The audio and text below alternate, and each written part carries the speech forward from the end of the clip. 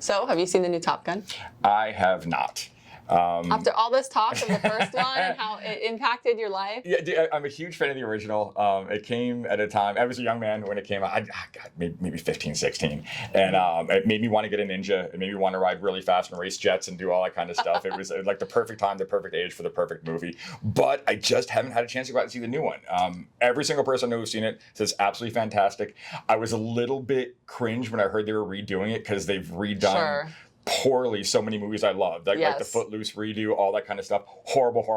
I hear this one's fantastic. The Lion King. Yeah, I thought it was really good. I really liked the storyline, and there's still a beach scene, although not volleyball. Not volleyball. Okay, all right, cool. I'm in. I will absolutely go. I promise.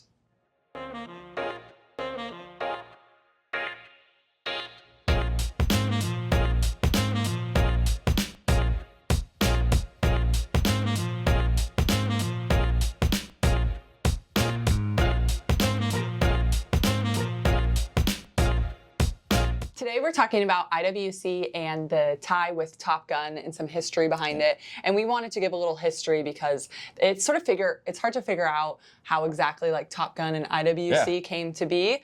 So I'll kind of jump into a little bit of that. Sure. Like I love the line, and I can talk about like the movements and the case construction, but I know actually very little about the connection between the Top Gun Flight School and IWC and how all that works. So please. Okay, so Top Gun Flight School started out with a more formal name, which I have to read, which is the United States Navy Strike Fighter Tactics Instructor Program. That's a lot of words. Now known as Top Gun, which is much easier. Founded in 1969 in Miramar in San Diego. Sure. Yep. And actually very sort of similar to what you saw in the movie in that they took select Navy pilots, brought them in, trained them in tactical fighting. Perfect. And then sent them back out to sort of train and be the best. The best of the best, yeah. So you probably know Top Gun from the movie, which came out in 1986. 86, yes, so I was 15. Okay, you were right, cool. yep. Yeah.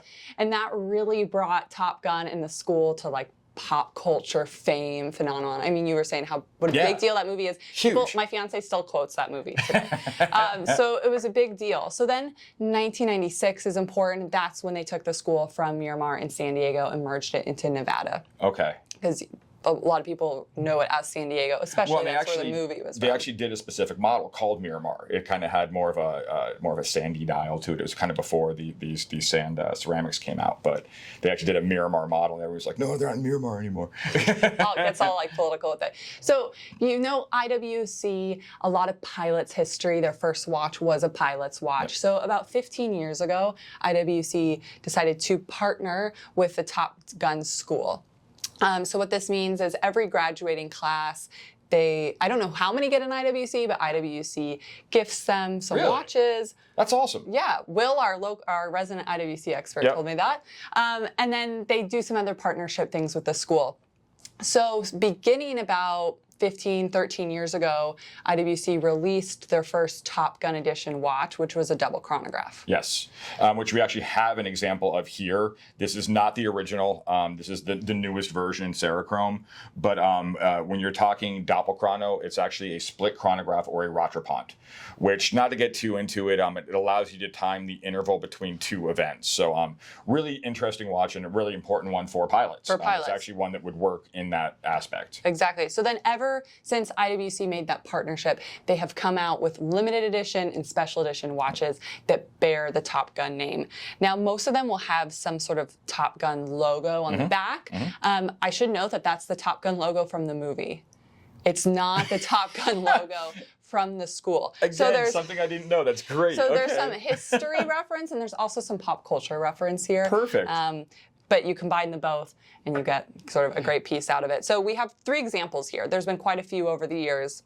Should we start with the double chrono? Sure. Well, and we talked about it briefly. What I like about the modern version, most of the IWCs, with a few exceptions here and there, have been kind of a blackout. And the metallurgy's gotten better and better and better. Now we're talking the Ceratanium, which is a really cool ceramic combination. titanium. Ceramic titanium, really cool material. But what I personally really like about this is blacked out watch, gray lume, so it's got this real stealth mode. It does feel very stealth if you want to get that feeling of like more what it would be. Piece. Yeah, exactly. And the lume on this piece has to be amazing. We'll show that. You know, and it's really interesting because most of the time when you do a colored lume, anything other than your your typical whites or greens. It's not a great result. And IWC seems to have solved the formula. I knock on wood.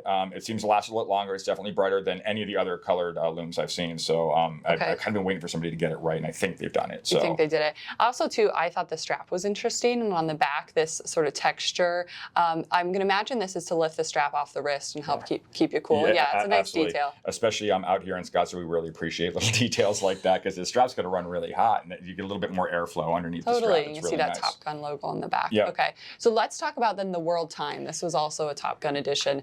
So this is, again, it's that same ceramic titanium material we talked about earlier.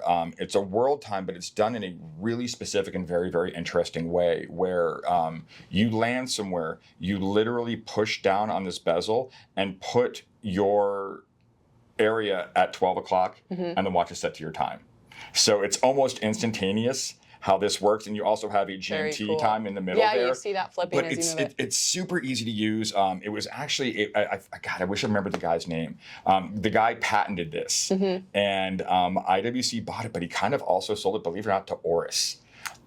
Oris has a watch with this exact same mechanism, and I don't know how it works between the two because Oris is independent and these guys aren't, and it's a Richemont thing. So I don't know who holds the patent or why they both have it, but it's really, really interesting.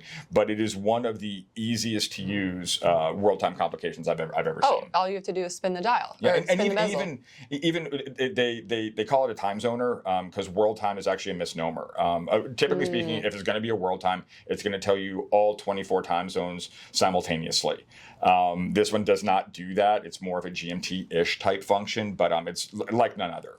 Really smart. And the red details too. You've got the red what is the time zoner on there, and then you've got the pusher here. Just these little pops. Yeah. Kind of helps with that all black and cool look. I will note also our local IWC expert shared this with me. Majority of the Top Gun pieces, if not all of them, are going to be alternative metals.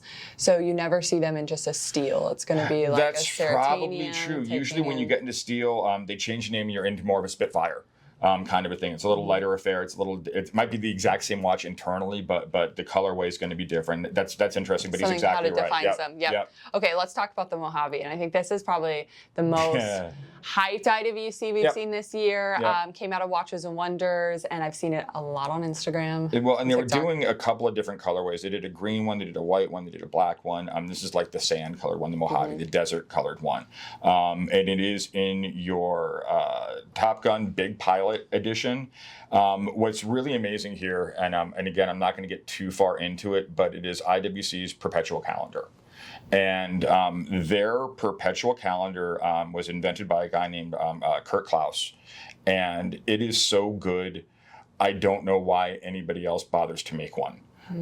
It's kind of what we call an idiot-proof calendar. It is literally, if you unscrew the crown, you get to that first position where you would normally change the date, and this thing moves everything one day at a time. Each click, it's all pre-programmed. You can mess it up, but you have to try. Right. It's if you're going too fast, if you get too ahead of your game, you can unsync it. It's a pretty simple process, but you do have to send it in to resync the watch. But if you think of the other Perpetual calendars that come through our showroom, all the buttons, and you got to pull this and push this at the same time. I mean, just to have the crown, that's amazing. Half of my clients, when they'll go to their safe deposit box and they'll pull out their Patek Perpetual and they'll just bring it to me to set it. Like they have no idea how to do it, and this is the easiest Perpetual calendar to live with. Heck, throw it onto a watch winder and you never have to worry about it again. It's just absolutely perfect. Amazing. And the colorway on this watch, I think, is what made it so popular. It's got a brown dial, but then that matching sand color, tan loom. It's very modern, very sort of like Yeezy to me, like that whole like the same colorway that everyone's been doing. Panerai did something similar last year. Yeah, that's absolutely right. Yeah, very, very much in style and of the moment. Thanks for tuning in. If you own a Top Gun IWC, let us know below. Let us know what you like about it. There's a lot out there. We'd love to hear from you. And make sure to subscribe for more videos like this. Thanks for watching.